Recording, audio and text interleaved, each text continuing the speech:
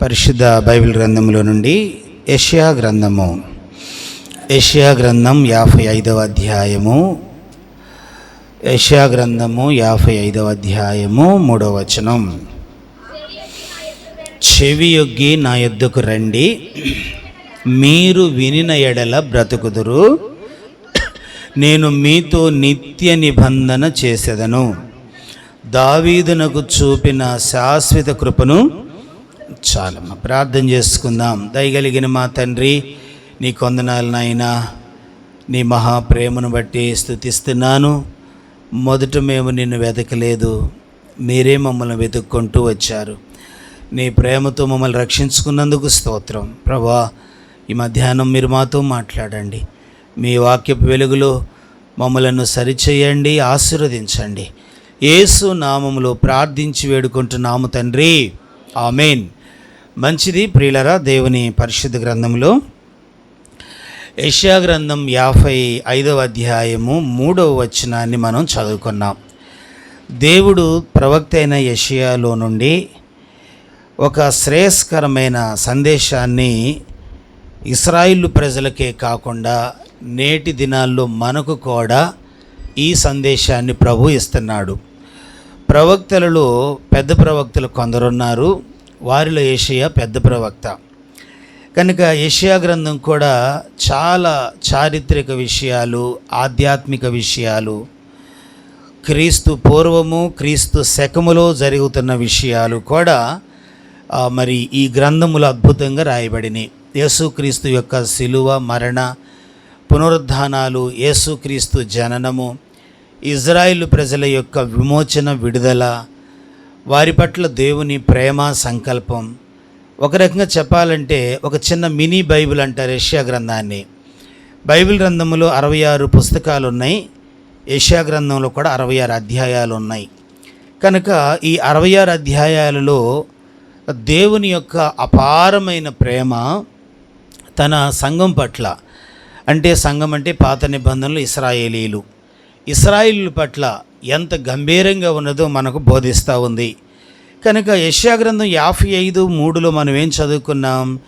చెవియొగ్గి నా యొద్దకు రండి, మీరు వినిన ఎడల మీరు బ్రతుకుదురు, నేను మీతో నిత్య నిబంధన చేసేదను. దావీదునకు చూపిన శాశ్వత కృప. కనుక దేవుడు నేను మీకు శాశ్వత కృప చూపుతాను అనలేదు, దావీదునకు చూపిన శాశ్వత కృప చూపుతాను అన్నాడు. దావీదునకు చూపిన శాశ్వత కృప.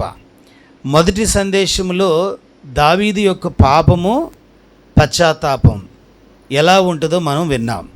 ఈ రెండవ వర్తమానంలో దేవుడు దావీదునకు చూపిన కృప, దావీదు జీవితంలో దేవుడు ఎంత కృపగలవాడో, దావీదు విషయంలో దేవుడు ఎంత వాత్సల్యత, దయను కనుపరిచాడో ఈ వచనాలు మనకు బోధిస్తూ ఉన్నాయి. ఇంతకు కృప అంటే ఏంటి? కృప అంటే ఏంటి? మనము దేనికి అర్హులము కాదో దానికి మనల్ని అర్హులుగా మార్చినదే కృప. ఇంకా చెప్పాలంటే మనము దేనికి అర్హులమో దాని నుండి తప్పించినది కూడా దేవుని కృప. మానవుడందరూ కూడా దేనికి అర్హులు?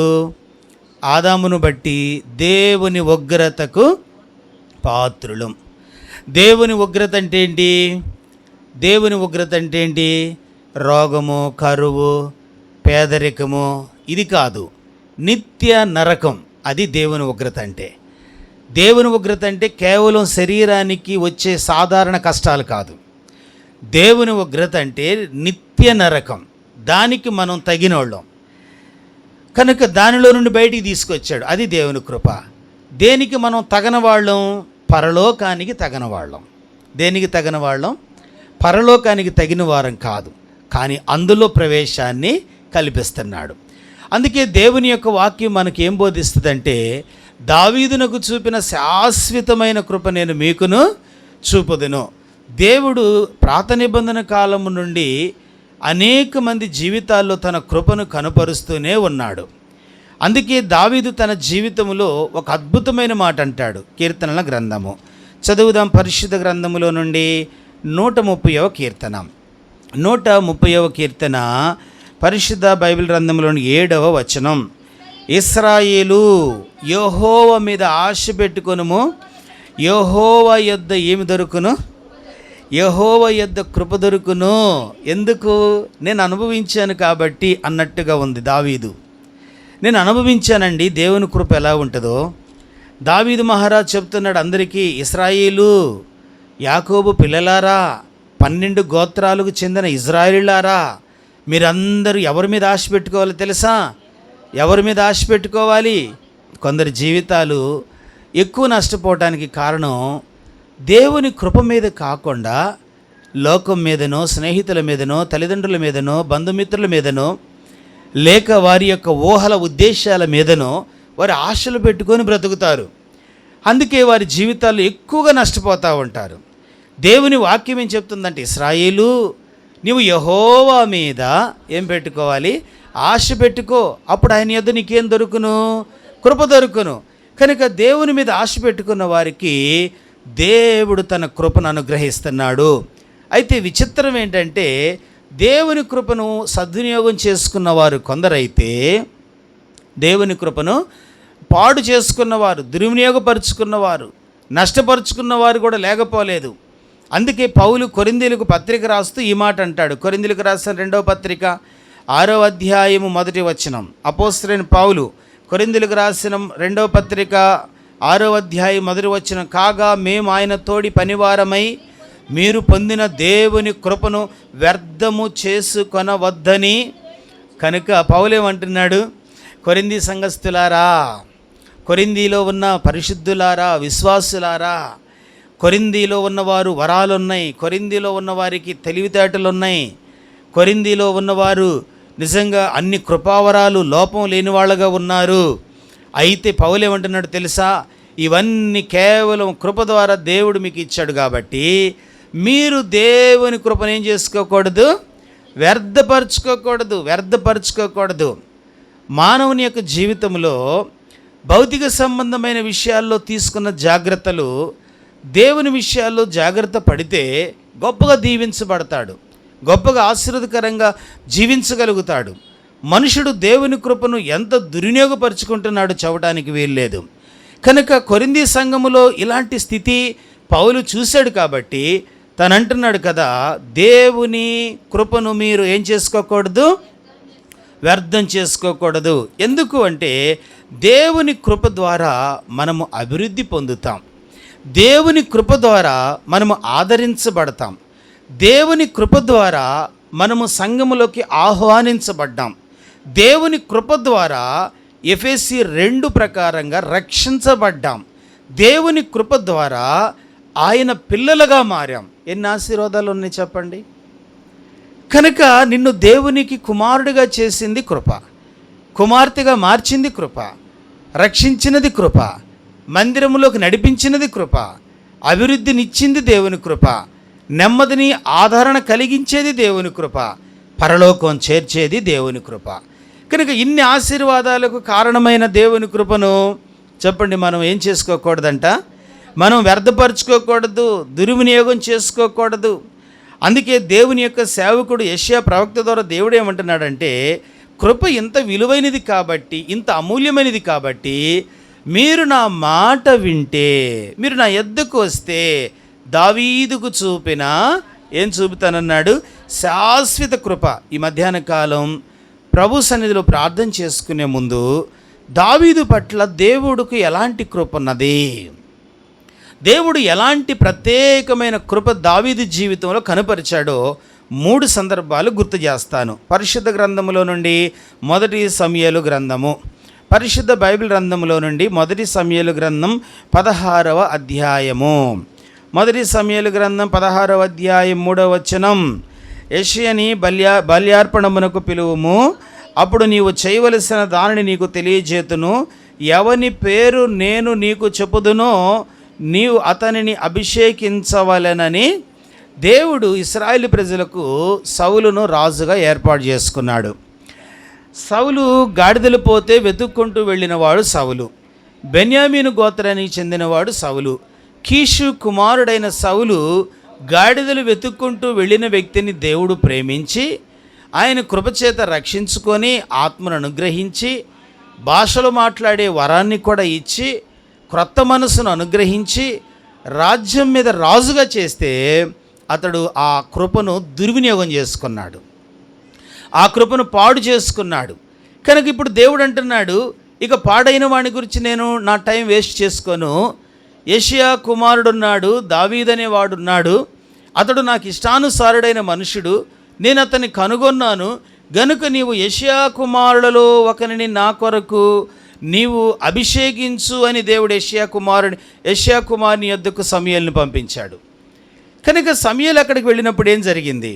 యోషియా అందరిని తీసుకొని వచ్చాడా? ఆయన వెళ్ళి ఏమంటున్నాడో తెలుసా? పరిశుద్ధ గ్రంథములు 4వ వచనం, సమూయేలు యెహోవా సెలవిచ్చిన మాట చొప్పున బెత్లెహేమునకు వెళ్ళెను. ఆ ఊరి పెద్దలు అతని రాకకు భయపడి సమాధానముగా వచ్చుచున్నావని అడుగగా అతడు సమాధానంగానే వచ్చితని, మీరు శుద్ధులై నాతో కూడా బలికి రండని చెప్పి యెషయాని అతని కుమారులను శుద్ధి చేసి బలి అర్పించెను. వారు వచ్చినప్పుడు అతడు ఎలియాబును చూచి, నిజముగా యెహోవా అభిషేకించిన వాడు ఆయన ఎదుట నిలిచి ఉన్నాడని అనుకొనెను. అయితే యెహోవా సమూయేలుతో ఇలాగు సెలవిచ్చెను, అతని రూపును అతని ఎత్తును లక్ష్యపెట్టకము, మనుషులు లక్ష్యపెట్టు వాటిని యెహోవా లక్ష్యపెట్టడు. నేను అతనిని ఏం చేశానన్నాడు? కనుక నేను అతన్ని త్రోసివేశాను. సమూయేలు, నీవు అనుకున్నట్టు అతడు కాదు, అతడు యెషయా కుమారుడే కానీ నేను అనుకున్న కుమారుడు అతని కాడు. నేను చెప్పిన కుటుంబం యొద్దకే వచ్చావు కానీ నేను చెప్పిన వ్యక్తి అయితే అతడు కాడు. కనుక అతన్ని నేను త్రోసివేశాను. కనుక మొదటి వాడిని, రెండవ వాడిని, మూడవ వాడిని, 4వ వాడిని, ఇట్లా యెషయాకున్న బిడ్డలందరినీ దేవుడు త్రోసివేసి ఒక ప్రశ్న అడుగుతున్నాడు సమూయేలు, నీ బిడ్డలందరూ ఇక్కడే ఉన్నారా? లేదు, ఇంకొకడు ఉన్నాడు, కడవటి వాడు, గొర్రెలు గాయటానికి వెళ్ళాడు. కనుక అతన్ని పిలిపించుము. ఏం జరిగిందో చదవండి. 16వ అధ్యాయము 11వ వచనం, 12వ వచనం. అతడు వానిని పిలువనంపించి లోపలికి తోడుకొని వచ్చెను. అతడు ఎర్రనివాడు, చక్కని నేత్రములు గలవాడు, చూచుటకు సుందరమైన వాడు నయ్యుండెను. అతడు రాగానే, నేను కోరుకున్నవాడితడే, నీవు లేచి వాణ్ణి అభిషేకించుమని యెహోవా. ప్రియులారా గమనించండి, 12వ వచనం ఏం చెప్తుందంటే, అతడు రాగానే. ఎవరు అతడు? చెప్పండి, ఎవరంట? యెషయా గ్రంథం 55:3లో మనం ఏం చదువుకున్నాం? నేను దావీదునకు చూపిన ఎలాంటి కృప అంటే, కుటుంబము దావీదును అంతగా పట్టించుకోలేదు, కుటుంబంలో ఉన్న అన్నయ్యలు దావీదును అంతగా గౌరవించలేదు. కుటుంబ సభ్యుల మధ్యకు ఒక ప్రవక్త వారిని శుద్ధులు చేయటానికి, అభిషేకించటానికి వచ్చాడన్న సంగతి తెలిసినా అందరూ పోగయ్యారు కానీ దావీదును ఒక్కడిని వేరు చేశారు. అంటే వీరి దృష్టిలో దావీదుకు ప్రత్యేకత లేదు, దావీదు పట్ల వీరికి ఒక మంచి సద్భావన, గౌరవం లేదు. దావీదును వీరు ఒక ప్రత్యేకమైన వ్యక్తిగా గుర్తించలేకపోయారు. ఇంకా చెప్పాలంటే కుటుంబములో గుర్తింపు లేనివాడు, కుటుంబములో ఏమాత్రము ఎన్నికకు లేనివాడు అతడు రాగానే, అది దావీదంటే. అతడు రాగానే దేవుడు ఏమంటున్నాడు? నేను కోరుకున్నవాడు. ప్రియులారా గమనించండి, కుటుంబం త్రోసివేసిన, సహోదరులు త్రోసివేసిన, తనకు ఏమాత్రము గౌరవ మర్యాదలు అక్కడ దొరకకపోయినా, తన వారందరూ తనను ఒక చిన్న చూపు చూసిన స్థితిలో ఉన్న దేవుడు దావీదు పట్ల ఎలాంటి కృపను కుమ్మరించాడంటే, దేవుడు అంటున్నాడు, మొదటి వాడినేమో కోరుకోలేదు అన్నాడు, చివరి వాడైన దావీదుని ఏమంటున్నాడు చెప్పండి? నేను కోరుకున్నాను. కనుక దేవుని ప్రత్యేకమైన కృప ఏంటో తెలుసా? దేవుడు దావీదును కోరుకొనుట. దావీదును దేవుడు ఏం చేశాడంట? కోరుకొనుట. ఇక్కడ కూర్చున్న మన జీవితాల్లో కూడా ఇలాంటి కార్యమే జరిగింది. కనుక పాత నిబంధనలో ఇశ్రాయేలు ప్రజలకు రాజుగా ఉండటం కొరకు దేవుడు దావీదును కోరుకుంటే, క్రొత్త నిబంధన కాలములో రాజవంశములో నిన్ను ఒక వ్యక్తిగా మార్చటానికి దేవుడు నిన్ను కోరుకున్నాడు. చదువుతారా? పేతురు రాసిన మొదటి పత్రిక 2వ అధ్యాయం 9వ వచనం. అపోస్తలుడైన పేతురు రాసిన మొదటి పత్రిక 2వ అధ్యాయము 9వ వచనం. అయితే మీరు చీకట్లో నుండి ఆశ్చర్యకరమైన తన వెలుగులోనికి మిమ్మును పిలిచిన వాని గుణాతిశయములను ప్రచురము చేయ నిమిత్తము ఏర్పరచబడిన వంశమును, రాజులైన యాజక సమూహమును, పరిశుద్ధ జనమును దేవుని సొత్తైన ప్రజలుగా దేవుడు చేశాడు. పరిశుద్ధ గ్రంథం మనకేం బోధిస్తుంది చెప్పండి? ఇందులో రాయబడిన విషయం ఏంటి? ఈ 9వ వచనములో, అయితే మీరు చీకట్లో నుండి ఆశ్చర్యకరమైన తన వెలుగులోనికి మిమ్మును ఎవరు పిలిచారంట? మిమ్మల్ని ఎవరు పిలిచారు? కొందరు అంటారు మిమ్మల్ని ఎవరు పిలిచారండి అంటారు కదా. ఆ మాట కాస్త మనకి ఒకలాంటి భయాన్ని కలిగించింది. నిజమే కదా, నన్ను ఎవరు పిలిచారని. ఒకవేళ మనకి డైరెక్ట్గా కలెక్టర్ గారి దగ్గర నుంచి కాల్ ఉందనుకోండి, ఒక మంత్రి గారి దగ్గర నుంచి మనకు ఒక పిలుపు ఉందనుకోండి, ఒక ప్రధానమంత్రి దగ్గర నుంచి మనకు ఒక పిలుపు ఉందనుకోండి, మనం ఎంత స్పెషల్ అని, మనం ఎంత గౌరవప్రదమైన వాళ్ళమని, మనం ఎంత గుర్తించదగిన వాళ్ళమని, మనలో ఎన్ని ప్రత్యేకతలు ఉంటే వాళ్ళు మనల్ని పిలవాలి. అయితే దేవుడు అంటున్నాడు, దావీదును రాజుగా ఉండటం కొరకు ఏర్పాటు చేసుకొని పిలిచాను, ఇక్కడ కూర్చున్న నిన్నైతే రాజవంశములో యాజకునిగా చెయ్యాలని పిలిచానంటున్నాడు.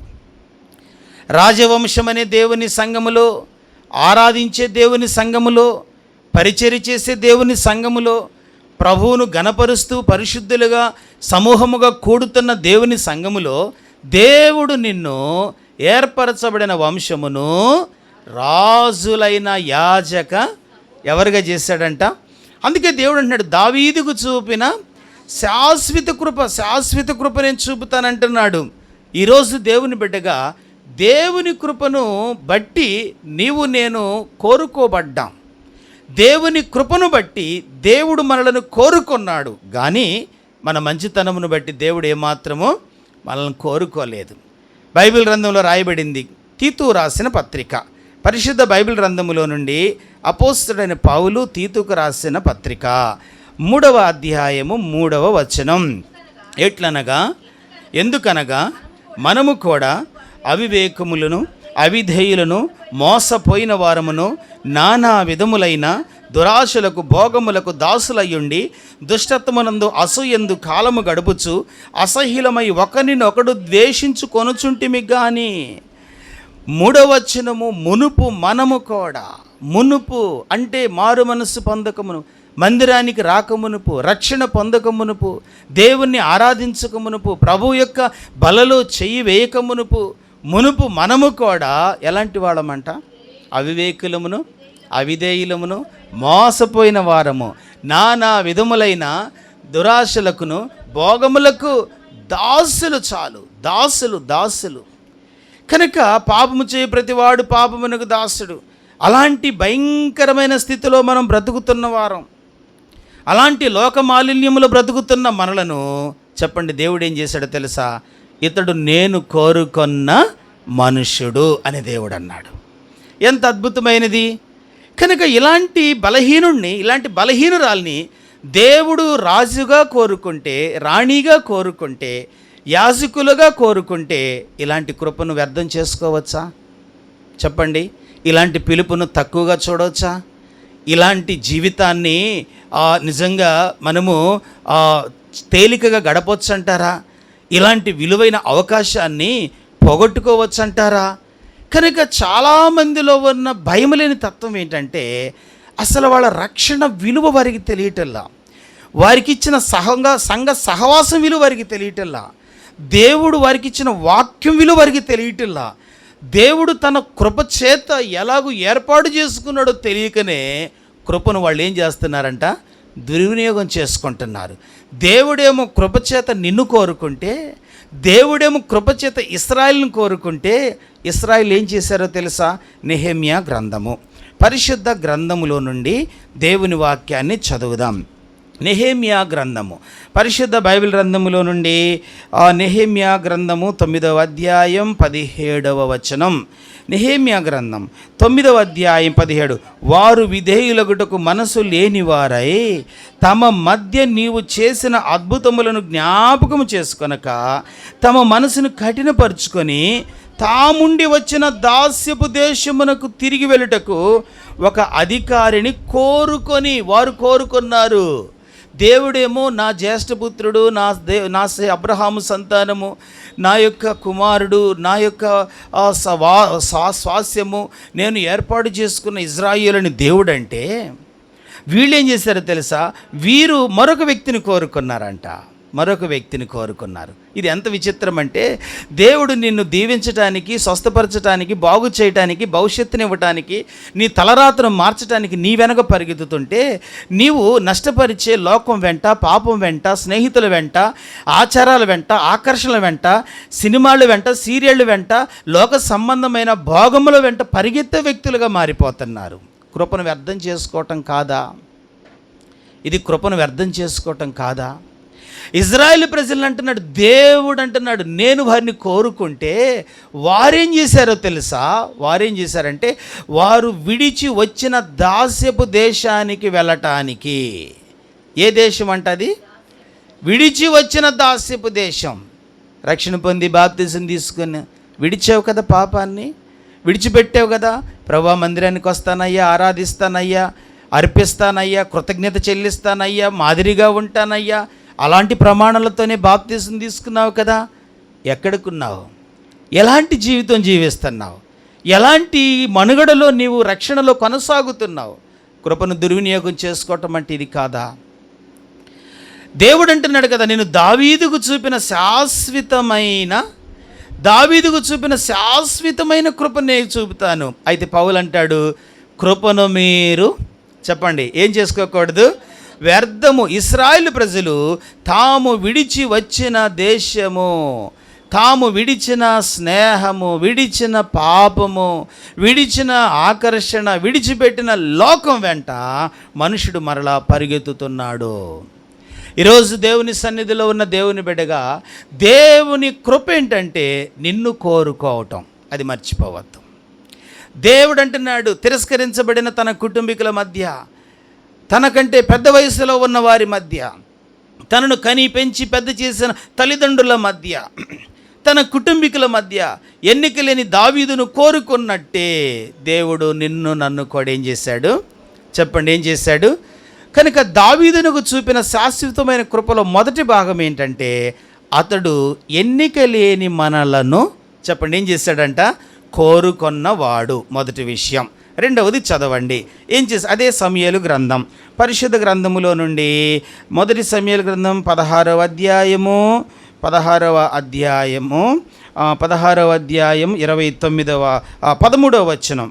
వచనం. సమూయేలు తైలపు కొమ్మును తీసి వాని సహోదరుల మీద. గమనించండి, రెండవ అనుభవం ఏంటి? దేవుడు తన కృప ద్వారా చేయించిన రెండవ పని ఏంటంటే 13వ వచనం, సమూయేలు తైలపు కొమ్మును తీసి వాని సహోదరుల ఎదుట వానికి ఏం చేశాడంట? అభిషేకము చేశాను. ఎవరి ఎదుట చేశాడంట? అంటే ఎవరి ఎదుట తక్కువగా చూడబడ్డాడు, ఎవరి ఎదుట పెద్ద ప్రాముఖ్యం లేనివాడిగా చూడబడ్డాడు, ఎవరి ఎదుట ఈడేముందులే చిన్నవాడు, వీడెందుకు పనికి వస్తాడు, ఆ గొర్రెలను మేపుకోవటానికి తప్ప ఎందుకు పనికిరాడని ఎవరైతే ఒకవేళ అనుకున్నారో, ప్రవక్త ఇంటికి వచ్చినా కూడా దావీదంత ప్రాముఖ్యం కాదులే, మేమున్నాం, నీ అభిషేకం ఏంటో మా మధ్య జరిగించు, నీ దీవెనేంటో మాకివ్వు అని దావీదును విడిచి ఎవరైతే ఆలోచన చేశారో వారి ఎదుట దేవుడు ఏం చేశాడంట? తన సేవకుడైన సమూయేలు ద్వారా తైలపు కొమ్ము తీసి అతని తలపై పోసి అతన్ని ఏం చేశాడు? అభిషేకించి, అంటే హెచ్చించాడు. కనుక దేవుడు తన కృప ద్వారా తన ప్రజలను హెచ్చిస్తాడు. ఎప్పుడో తెలుసా? నీకు ఇవ్వబడిన కృపను నీవు వ్యర్థపరుచుకోకుండా ఉన్నప్పుడు, నీకు ఇవ్వబడిన కృపను నీవు దుర్వినియోగం చేసుకోకుండా ఉన్నప్పుడు, కృపను వ్యర్థపరుచుకుంటే, నష్టపరుచుకుంటే హెచ్చింపు దొరకదు, ఘనత దొరకదు. దావీదు అడిగాడా? నన్ను అభిషేకించండి, నన్ను దీవించండి, అయ్యా నా మీద తల మీద నూనె పోయండి, నన్ను అట్లా చేయండి ఇట్లా చేయండి అని అన్నాడా? దావీదుకి అసలు ఏమీ తెలియదు. ఏందో పిలిచారు, కబురు పెట్టారు, పరుగున వచ్చాడు, నాన్న పిలుస్తున్నాడని వచ్చాడు అమాయకంగా. కానీ అతని వెనక దేవుని కృప ఇంత శ్రేష్టంగా ఉన్నదని దావీదుకు కూడా తెలియదు.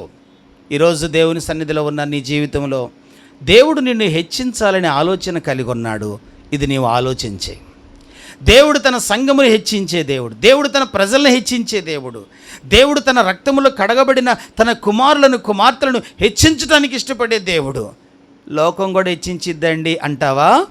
అది పాప సంబంధమైనది, మోస సంబంధమైనది, అపవిత్ర సంబంధమైనది, అన్యాయముతో కూడినది. అందుకే బైబిల్ చెప్తుంది, ఒకనికి తూర్పు నుండి అయినను పడమటి నుండి అయినను హెచ్చు కలుగదు.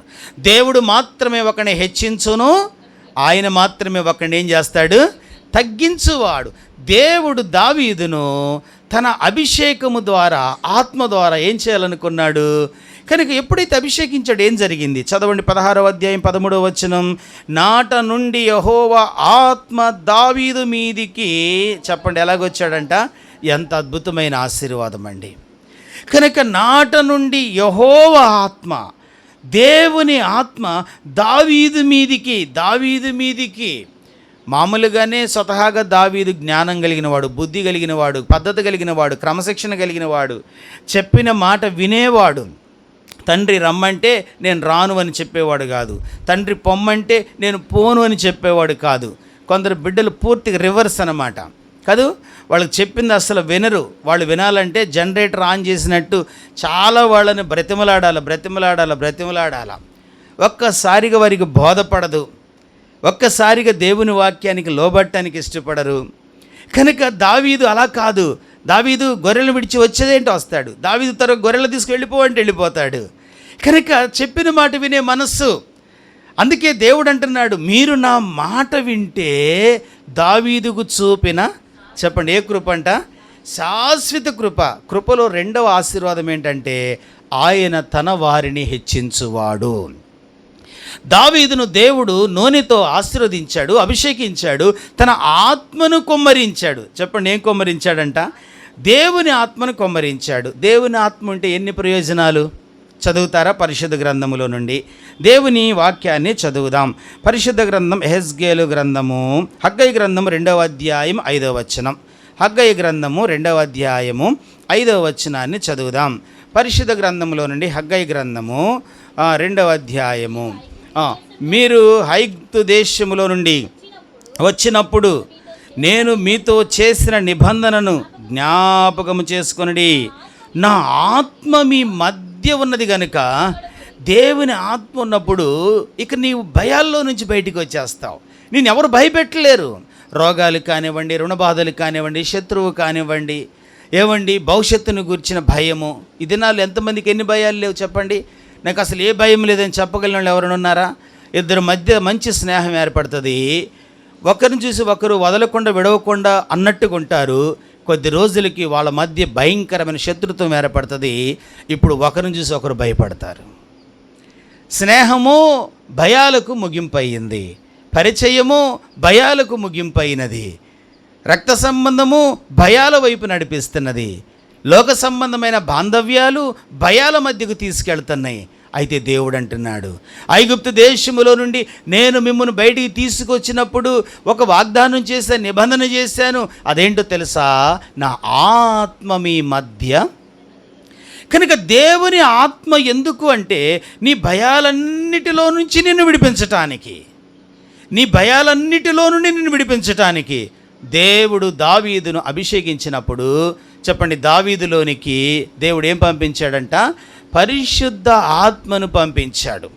దేవుని ఆత్మ నిన్ను ధైర్యపరిచేది, దేవుని ఆత్మ నిన్ను ఆదరించేది, దేవుని ఆత్మ నిన్ను సిద్ధపరిచేది. దేవుని ఆత్మ రోమపత్రిక 8:28 చదవండి. రోమిలకు రాసిన పత్రిక 8వ అధ్యాయము 28వ వచనం. 8:28 చదవండి. అటువలే ఆత్మయు మన బలహీనతలను చూచి, దేవుని ఆత్మ నీ బలహీనతల్లో నీకేం చేస్తాడంట? వీడు బలహీనుడు అని చెప్పి నిన్ను విడిచిపోడు. అయ్యో నా కుమారుడు పడిపోయాడే, నిన్ను వెంటనే లేవదీయటానికి ప్రయత్నిస్తాడు. అయ్యో నా కుమార్తె ఏడుస్తున్నదే, నీ కన్నీళ్లు తొడవటానికి ప్రయత్నిస్తాడు. అయ్యో నా కుమారుడు లేక నన్ను నమ్ముకున్న కుటుంబీకులు కృంగిపోయినారే, వీరిని ధైర్యపరచడానికి ప్రయత్నిస్తాడు. అటువలే ఆత్మయు మన బలహీనతలను చూసి మనకేం చేస్తాడంట? మీరు అర్థం చేసుకోండి. కనుక ధైర్యము చెప్పే ఆత్మ, ధైర్యముని చేసే ఆత్మ, ఆదరణ కలిగించే ఆత్మ, నీ బలహీనతల్లో నీకు సహాయము చేసే ఆత్మను నీవు కాపాడుకుంటున్నావా? పౌలు ఎఫెసీలకు పత్రిక రాస్తూ, కొలస్సీలకు పత్రిక రాస్తూ ఏమన్నాడో తెలుసా? మీరు ఆత్మను ఆర్పకుడి. ఎఫెసీయులకు పత్రిక రాస్తూ మీరు ఆత్మను దుఃఖపెట్టకుడి. మీరేం చేయకూడదంట. చాలాసార్లు మనం అనుకుంటాం మన ప్రవర్తన చూసి ఎవరు దుఃఖపట్టలేదు అనుకుంటాం. అర్థమైందా? మన ప్రవర్తన చూసి ఎవరు దుఃఖపట్టలేదు అనుకుంటాం. మన కదలికలను చూసి ఎవరు ఏడవటం లేదనుకుంటాం. పరిశుద్ధాత్ముడు ప్రతిరోజు ఏడుస్తూ ఉంటాడు.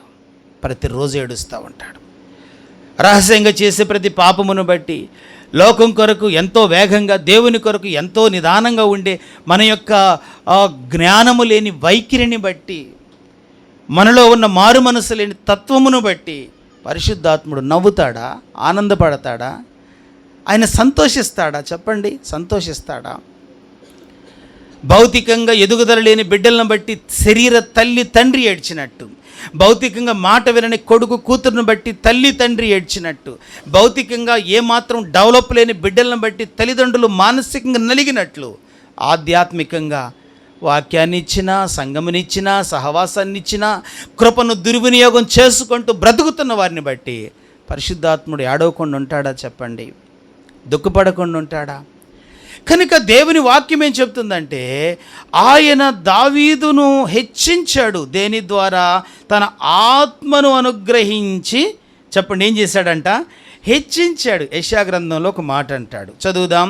యెషయా గ్రంథము, పరిశుద్ధ గ్రంథములో నుండి 60వ అధ్యాయము, పరిశుద్ధ గ్రంథములో 60వ అధ్యాయము 9వ వచనం.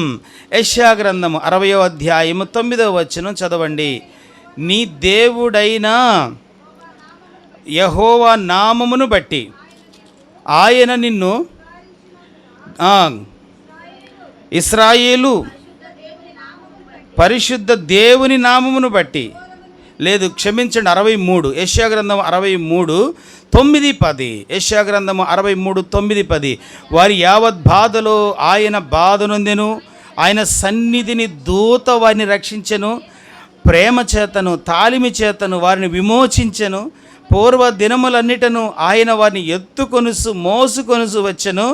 10వ వచనం, అయినను వారు తిరుగుబాటు చేసి ఆయన పరిశుద్ధాత్మను దుఃఖింపచేయగా. గమనించండి, ఎవరిని దుఃఖింపజేశారంట? ఎందుకు దుఃఖింపజేశారు? చెప్పండి, ఎందుకు దుఃఖింపజేశారు? దేవుడు ఏం చేశాడు? వాళ్ళకి నష్టం చేశాడా? భోజనం పెట్టలేదా? మన్నానివ్వలేదా? బట్టలు మాసిపోకుండా చేసినందుక? కాళ్ళు వాయకుండా చేసినందుక? చెప్పండి, రాత్రి అగ్నిస్తంభం, పగలు మేఘస్తంభాన్ని ఇచ్చినందుక? బండను చీల్చి నీళ్ళు ఇచ్చినందుక? బైబిల్లో రాయబడింది 9వ వచనం, వారి యావత్ బాధలో ఆయన బాధ నొందెను. ఉదయకాలం మా కుటుంబ ప్రార్థనలో ఈ అధ్యాయం చదువుతూ ఈ వచనం కాడ నేను అట్లా ఆగిపోయాను. ఈ మాట నేను వెంటనే నా మనసులో రాసుకున్నాను. దేవుడు ఎంత ప్రేమిస్తే, దేవుడు ఎంత కనికరిస్తే, దేవుడు ఎంతగా దయ చూపితే వీరు దేవుని ఆత్మని ఏడిపించారే.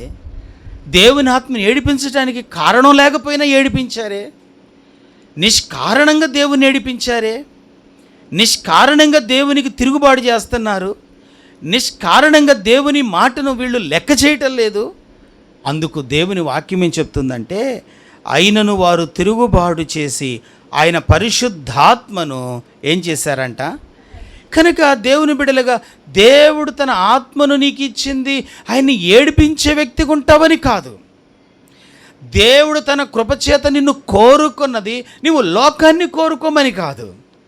నీవు దేవుని కొరకు బ్రతుకుతావని, దేవుని ఆశీర్వాదాలు ఇతరులకు పంచుతావని, నీవు దేవుని ఆత్మ కలిగి నీవు ఎదుగుతావని, అనేకులకు మాదిరిగా ఉంటావని బైబిల్ గ్రంథం చెప్తుంది. నేను దావీదునకు చూపిన దేవుడు తన కృప ద్వారా శాశ్వత కృపనిస్తానంటున్నాడు. కృపలో రెండవ భాగం ఏంటంటే, ఆయన తన సేవకుడైన దావీదును వారందరి ముందు హెచ్చించాడు, వారందరి ముందు కోరుకున్నాడు, వారందరి ముందు హెచ్చించాడు. 3వది చదవండి, ప్రార్థన చేసుకునే ముందు.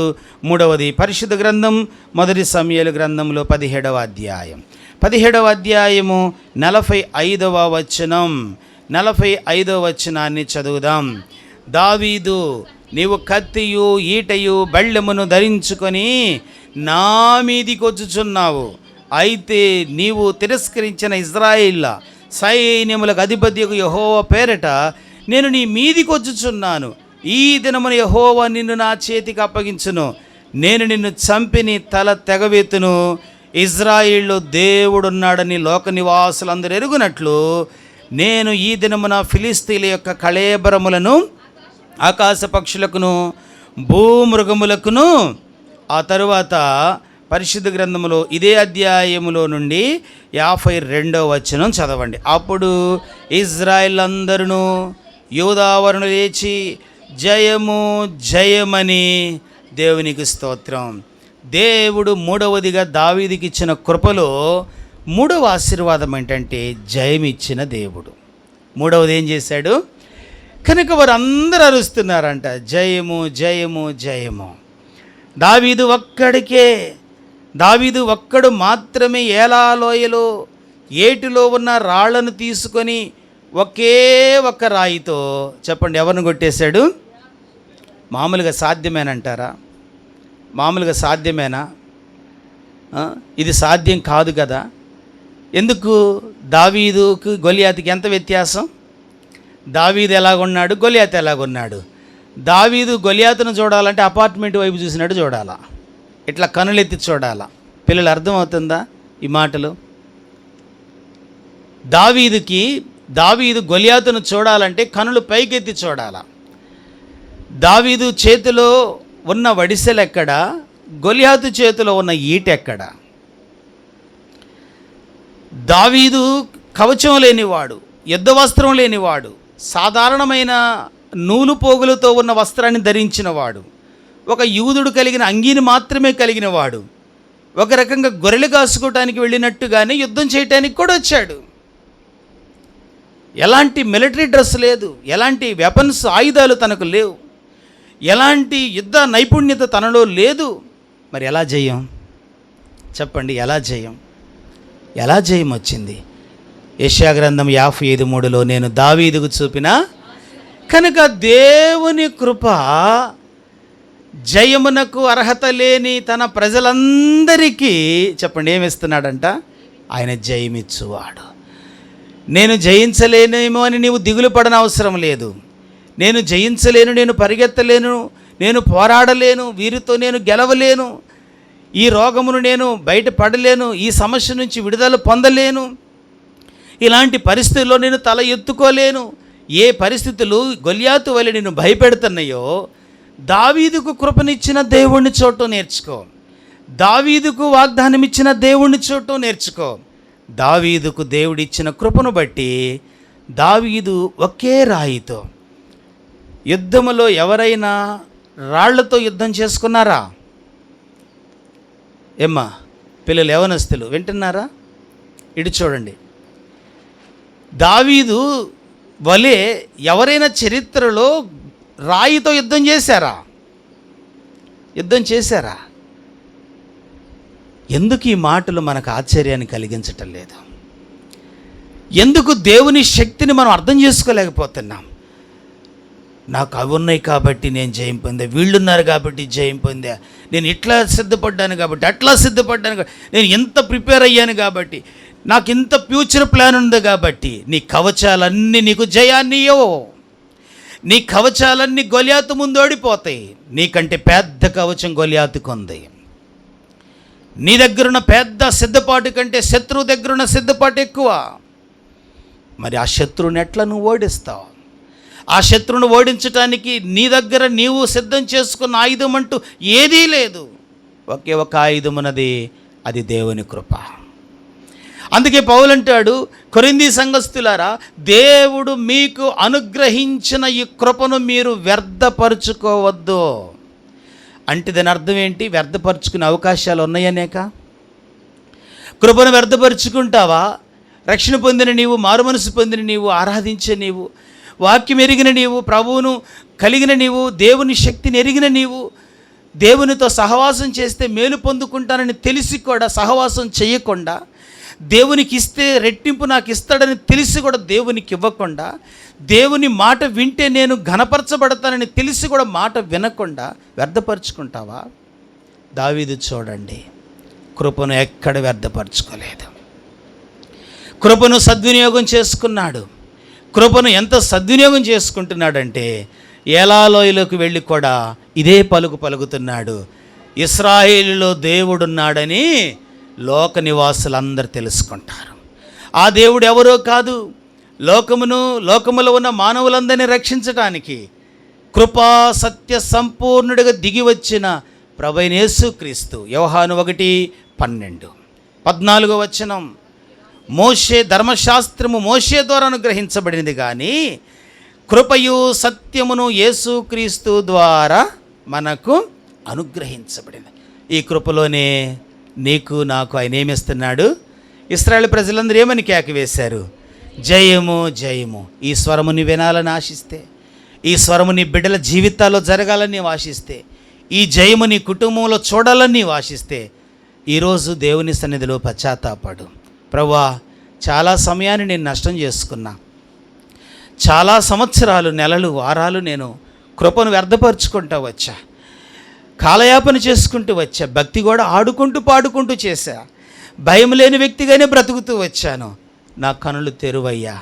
దావీదు కృపను వ్యర్థం చేసుకోలేదు కాబట్టి కృప ద్వారా దేవుడు అతన్ని కోరుకున్నాడు, కృప ద్వారా దేవుడు అతన్ని అభిషేకించాడు, కృప ద్వారా దేవుడు దావీదుకి ఏమిచ్చాడు? జయమిచ్చాడు.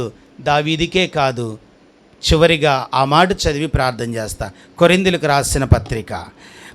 రాసిన మొదటి పత్రిక 15వ అధ్యాయము, అపోస్తలుడైన పౌలు కొరింథీయులకు రాసిన మొదటి పత్రిక 15వ అధ్యాయము 57వ వచనం. అయినను మన ప్రభు అయిన యేసుక్రీస్తు మూలముగా మనకు జయము అనుగ్రహించుచున్న దేవునికి స్తోత్రము. ఎవరి మూలముగా? ఈ మాట అర్థం చేసుకో. ప్రార్థన చేసే ముందు ఎవరి మూలముగా జయము, ఎవరి మూలముగా జయం వచ్చిద్దని ఆశపడ్డావు, ఎవరి మూలముగా జయము కావాలని కోరుకున్నావు, ఎవరి మూలముగా జయము వస్తుంది అని కలలుగన్నావు, ఒకే ఒక్క వైపు నుంచి నీవు జయం పొందాలి.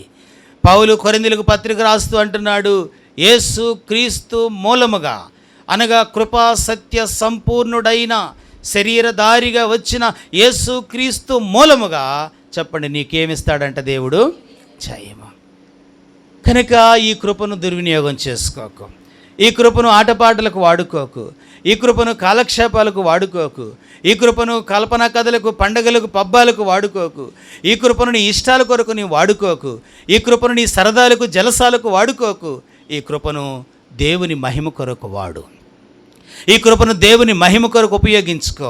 బైబిల్ చెప్తుంది యెషయా 55:3, నా మాట వింటే చెవియొగ్గి నా ఎద్దుకు వస్తే దావీదు నాకు చూపిన మోకరించు. ప్రార్థన చేసుకుందాం. ప్రభు సన్నిధిలో, ప్రభువా నన్ను కనికరించు నాయన, నన్ను నూతనపరచు నాయన అంటూ ప్రభు పాదాలు పట్టుకుందామా? దేవుడు తన ప్రజలైన మనలను ప్రియులారా జయముతో నింపాలని ఆశపడుతున్నాడు. ఆయన ప్రజలు ఓటమిలో ఉండటం, మరి ముఖ్యంగా నీవు ఓటమిలో ఉండటం ఆయనకి ఇష్టం లేదు.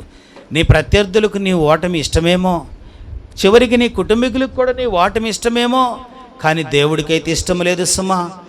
ప్రార్థన చేసుకో. ప్రభువా, ఎన్నో మార్లు నేను కృపను దుర్వినియోగం చేసుకున్నానయ్యా, సమయాన్ని దుర్వినియోగం చేసుకున్నానయ్యా, అవకాశం ఉండి కూడా నీ వద్దకు నేను రాలేదయ్యా, అవకాశాలు ఉండి కూడా నిన్ను ఆరాధించలేదయ్యా, అవకాశాలు ఉండి కూడా నేను నీకు సమర్పించుకోలేదయ్యా, అవకాశాలు ఉండి కూడా నేను నీ మాట వినలేదయ్యా, నన్ను క్షమించు.